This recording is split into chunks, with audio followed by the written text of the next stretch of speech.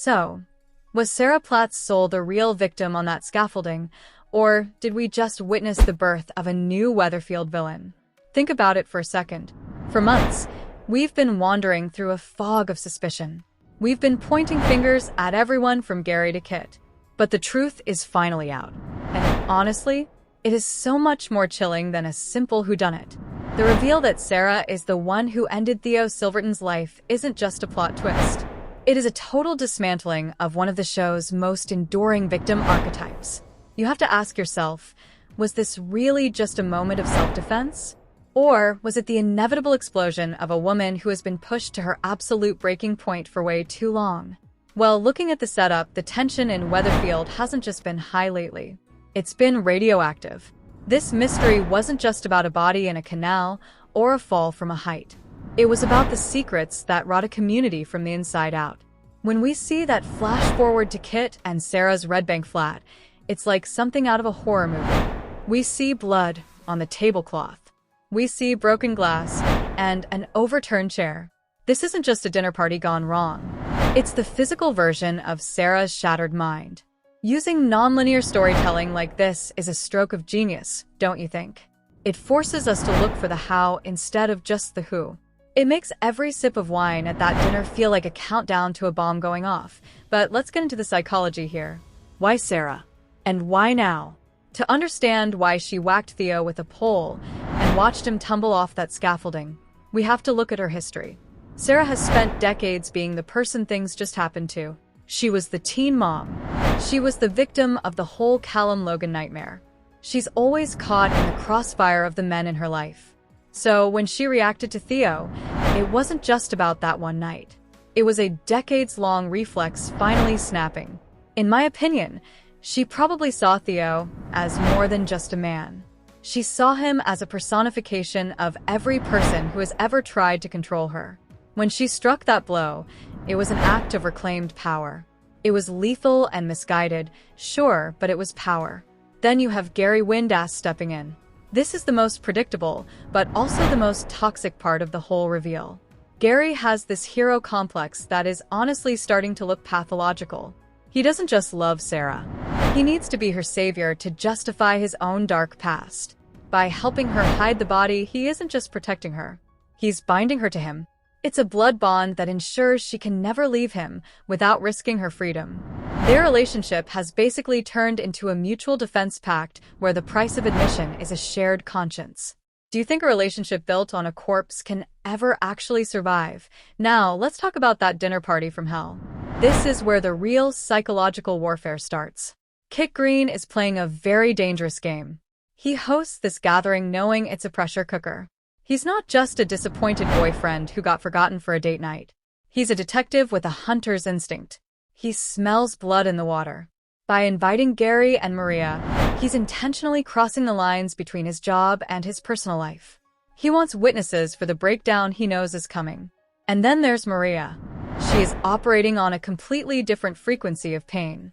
She is convinced Sarah and Gary are having an affair. The irony here is just heartbreaking. She's looking for a betrayal of the heart, while the actual betrayal is one of life and death. Her mindset is just thinking about the affair, which shows how her own past with Gary's lies has blinded her to the much larger horror. When she lets rip at Sarah after a sip of wine, it's all that built-up poison coming out. She thinks she's being the strong woman standing up for herself, but she's actually acting as the catalyst that could send Sarah to prison. Maria is such a tragic figure here because her truth is so much smaller than the reality she's about to uncover. What about Todd Grimshaw? His role in the aftermath is so complex. He's searching for answers because he was a victim of Theo's abuse himself. This creates a horrific moral paradox. The man who traumatized Todd is dead, but the person who killed him is one of Todd's best friends. Todd is in so much emotional turmoil. He finds comfort with Danielle Silverton because they share those scars, yet he's the one most likely to expose Sarah. When Todd tells Sarah he suspects there's more to the story than just an affair, he's showing how much he's grown. He's no longer the one hiding secrets. He's the one who can't live with them. His breakdown to George and Christina, where he admits he's never felt so lonely, is a direct result of the vacuum left by the murder. Theo's death didn't bring him peace. It brought him a new kind of isolation. He's basically grieving a monster, which is a confusing and jagged kind of grief. It makes him hypersensitive to the lies Sarah and Gary are telling. As if the Platts didn't have enough trouble, we have Jodie Ramsey. She is a legitimate psychological threat. She's the one who actually attacked Sarah at number 8. And she's been thriving on the chaos. That slip-up about David the dog is such a classic villain move. When she mentions the dog was barking, she reveals a detail only the attacker could know. This is a micro cliffhanger that changes everything. It's not just who killed Theo anymore, it's who is trying to destroy the Platts from the inside. Jodie's behavior is classic sociopathy. She's using dating apps to target Ryan, but not for romance. She wants to weaponize him against David. She wants to make David jealous and isolate him. In my view, Jodie is the external pressure that might finally force Sarah to confess. If Sarah thinks Jodie is a threat to her kids, her maternal instinct might override her survival instinct. Jodie isn't just causing mischief. She's a predator who found a family of wounded animals and is waiting to strike. And we can't forget the collateral damage. The ripples of this murder are tearing through every subplot on the street. Look at Ronnie Bailey. He's caught in a web of lies about his son Carl and a missing gun. Fiona's involvement shows how the underworld of Weatherfield is always just beneath the surface. Ronnie's decision to try and pay Fiona off is a desperate attempt to protect Debbie. It's a classic masculine response that almost always backfires. Fiona's refusal of the money and her hint at another way of repayment is a clear sign that Ronnie has just traded one problem for a much bigger one. It's scary how quickly a life can spiral out of control because of one bad choice. Then there's the tragedy of Sam Blakeman. His struggle with his mental health is such a grounded and heartbreaking contrast to the murder drama. The fact that he attacked Roy, who is basically the moral compass of the whole street, shows how far Sam has fallen. Roy's visit to the hospital and that game of chess were supposed to be healing. But Sam's uncharacteristic mistake in the game is a metaphor for his broken state of mind. Nick's worry is the worry of every parent who realizes they can't fix their child with logic or love. I think Sam's storyline provides the emotional weight that keeps the show from feeling like just another thriller. It reminds us that while some characters are choosing the darkness, others are being forced into it by their own minds, and we have to talk about Will and the grooming trial. This is a battle for a young boy's soul. Will is caught between the trauma of what happened to him and the terrifying prospect of facing his abuser in court. The fact that he is still talking to Megan through his games console as Minimog16 is just chilling. It's a perfect depiction of how grooming works. The victim often becomes their own captor. Megan's mom arriving to cause chaos adds another layer of dysfunction. It suggests Megan wasn't born a predator. She was shaped by one. The adults are all arguing over Will's head about video links and court appearances, and they've forgotten to ask him what he wants. Tim Metcalf is the only one who actually listens. This is beautiful character work. Tim understands that the only way to heal is to have your voice heard. Will's desire for agency is the most important part of this arc. But Megan's continued manipulation through the headset is a reminder that the internet is the new back alley where predators lurk. So, where do we go from here? The show has given us the who, but the consequences are still looming. Sarah's discovery of the ring in Kit's bag is the ultimate wrong time, wrong place moment. Kit wants to propose to a murderer. If Sarah says yes, she's marrying the man who is actively trying to put her accomplice behind bars. This is the definition of a gilded cage. Psychologically, Sarah might see the marriage as a way to stay close to the investigation. She might think she can stay above suspicion. But the emotional toll of lying to her husband every night will eventually dissolve her. And what about Gary and Maria? Maria thinks they can weather any storm. But she doesn't know the storm is a Category 5 hurricane of a murder cover-up. If she finds out that Gary chose Sarah's freedom over his own family's honesty, that relationship is dead. Gary's insistence that he has no evidence to worry about is a sign of his growing arrogance. He thinks he's smarter than the police. But Kit is a new breed of officer. He doesn't play by the old rules. We also know some major shifts are coming this summer. Cassie Plummer's explosive exit, triggered by Tyrone's dad, suggests that family secrets are going to erupt in a way that makes the Theo murder look like a playground dispute. Cassie has always been a loose cannon. If she gets wind of what Sarah did, she's exactly the kind of person who would use it as leverage before she leaves. And then there's Betsy Swain's life-changing incident. Could that be linked to the murder? She's the one who found the body. That trauma doesn't just go away. If her incident is a mental health crisis or a physical confrontation with someone trying to keep her quiet, it could be the final thread that unspools the entire cover-up. When you really think about it, this revelation isn't just a plot point. It's a total shift in tone for the show. By making Sarah Platt a killer, Coronation Street is saying that no one is safe from the darkness. The whodunit worked because it played on our expectations. We expected a villain like Carl or a bad boy like Gary to be the killer. We didn't expect the girl next door. In my opinion, this is the most daring story the show has told in years. It forces us to empathize with a murderer. It makes us see Gary's protection as the poison it really is. The upcoming weeks will be a test of how much we can forgive. Can we still root for Sarah? Can we still want Gary and Maria to stay together? The explosive climax isn't just about the reveal. It's about the total destruction of the status quo on the street. The mystery of Theo Silverton might be solved, but the mystery of who these characters will become is just starting. Sarah Platt hit a man with a pole and watched him die. That is a fact that will haunt every scene she's in from now on. Gary Windass helped her hide it. That is a debt that can never be repaid. Weatherfield is no longer just a place of community and gossip. It's a crime scene with a very long memory. As we move into the next few episodes, the tension is just going to get more suffocating. We're moving from the internal guilt of Sarah and Gary to the external pressure of a community that knows something is wrong. Todd's questioning is the most dangerous part of this. He isn't a cop. He's a friend. When a friend asks you if you're a killer, you can't just say no comment. You have to look them in the eye and lie to their soul. Gary's attempt to put Kit on the back foot by claiming he's just jealous is a classic narcissist move. He's trying to gaslight the detective.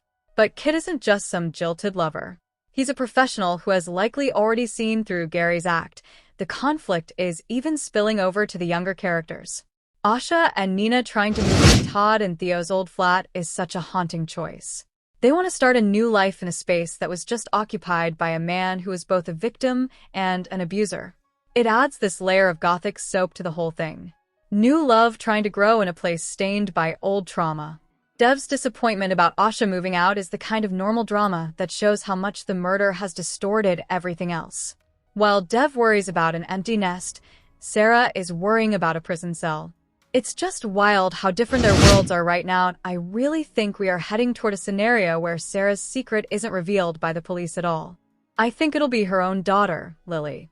There's this theory that Lily might have seen the killing. In a soap like Corey, an innocent witness is a huge weapon. If Lily lets slip what she saw, it won't just be Sarah who goes down. The entire Platt family will be destroyed for the cover-up. David and Shona are already finding blood at number 8. The physical evidence is literally seeping through the floorboards. I also predict that Kit's proposal will be the moment everything falls apart. Sarah will realize she can't marry him while he's the one hunting her. She might try to frame someone else, maybe Jodie, to save herself. But that will just lead to more blood on her hands. At its heart, this whole thing is a study of the survival instinct. Sarah's behavior is driven by her history of being a victim. Her mind has finally flipped from flight to fight. But she chose the wrong battle. Gary is driven by an ego that needs to be the alpha protector. He doesn't just want to save Sarah. He wants to own the fact that he saved her. Kit's behavior is all about control. He uses dinner parties as interrogation rooms. He doesn't just want the truth. He wants to break the people who are keeping it from him. And Maria? Her behavior is driven by the trauma of Gary's past lies. She's the most relatable person in this whole mess, but she's also the most misguided. S.O. I want to know what you think. This story has totally split the fans. Do you think Sarah Platt is truly a murderer, or was this just a tragic accident? Can she ever be redeemed after this, or is the character ruined? And what about Gary? Is he actually protecting Sarah, Or is he just using this to keep her tied to him forever? Who do you think is the bigger villain here? The one who struck the blow, or the one who buried the truth? This revelation has rocked the cobbles, and the fallout is just beginning. If you want to stay updated on every twist and every secret in Weatherfield, make sure you like the video and subscribe with notifications on. We're going to be covering the Megan trial, Sam's health battle, and the downfall of Sarah and Gary in a lot more detail. Leave a comment below with your theories. Did someone else see Sarah on that scaffolding? Let's get the debate started. Thanks for watching, and I'll see you in the next deep dive into the drama of Coronation Street. The funny thing is, we always think we know these characters. We've watched them for years. We've seen them grow up. But a moment like this reminds us that everyone has a breaking point. Sarah has been the sweetheart of the street for so long. Seeing her with that pole, seeing the look in her eyes, it changes how you look at every old episode.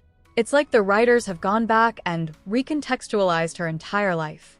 Every time she was a victim, every time she was hurt, it was just adding pressure to the tank. And Theo was the one who happened to be there when it finally blew. It makes you wonder who else on the street is one bad day away from doing something similar. Is David capable of it? We know he's had his dark moments. Is even someone like Maria capable of it if she's pushed far enough? And the way the community is reacting is so interesting. Weatherfield usually feels like this tight-knit place where everyone looks out for each other. But secrets like this turn neighbors into suspects. It turns friends into enemies. You can see the suspicion in the way they look at each other at the Rovers. You can hear it in the gossip. The murder hasn't just killed Theo, it's killing the spirit of the street. It's making people pull back. It's making them close their doors and draw their curtains. That's the real tragedy of a crime like this. It doesn't just end one life, it poisons 100 others. Look at the way the police investigation is being handled, too. Usually, we see the cops as these bumbling figures who can't find their own feet. But Kit Green is different. He's sharp. He's observant. He's not afraid to get his hands dirty. He's the kind of detective who doesn't need a confession to know someone is guilty. He just needs to watch how they react when he mentions the victim's name. He's watching Sarah. He's watching Gary. He's waiting for that one slip-up, that one moment where the mask slips. And it will slip. It always does. The more they try to cover it up, the more they draw attention to it. It's like trying to hide a fire with a paper blanket. Eventually, the flames are going to catch. The Megan trial is another great example of this. It's a different kind of crime, but it's still about power and manipulation. Megan thought she could control Will forever. She thought she could keep him in her web even after she was caught. And the scary thing is, she almost did. That game's console reveal is so modern and so terrifying. It shows that even in the safety of your own home, you're not really safe. Predators find a way. They find the cracks. And Will is so vulnerable. He's a boy who just wanted to feel loved and special. Megan used that against him. It's a different kind of murder, the murder of innocence. Then you have the Ronnie and Fiona situation. This is classic soap drama, but it feels so much more dangerous now. The stakes have been raised across the board. Ronnie thinks he can solve everything with money. He thinks he can just buy his way out of trouble. But Fiona doesn't want money. She wants something else. And in Weatherfield, when someone like Fiona wants something else, it usually involves doing something you'll regret for the rest of your life. Ronnie is in over his head, and he doesn't even know it yet. He's trying to protect Debbie, but his lies are just making her more vulnerable. It's a vicious cycle. What about Sam? His storyline is so important because it's about a different kind of battle. He's fighting his own brain. He's fighting the fear that he's losing who he is. That chess game with Roy was so painful to watch. Chess is Sam's thing. It's his superpower. To see him make a mistake like that, it's like watching a bird forget how to fly. It's a small moment, but it's a huge indicator of his mental state. Roy, being Roy, is so kind and forgiving. But Sam doesn't want forgiveness. He wants to be himself again. He wants his brain to work the way it used to. It's a quiet kind of heartbreak that balances out the loud drama of the murder, and we can't ignore the Asha and Nina storyline. It seems like a lighter subplot, but it's actually about the future. It's about the next generation trying to find their place. Moving into Theo's old flat is such a symbolic move. They're literally building their future on the site of a tragedy. It shows their resilience, but it also shows their naivety. They don't know the full story of what happened there. They don't know that the walls might still hold the echoes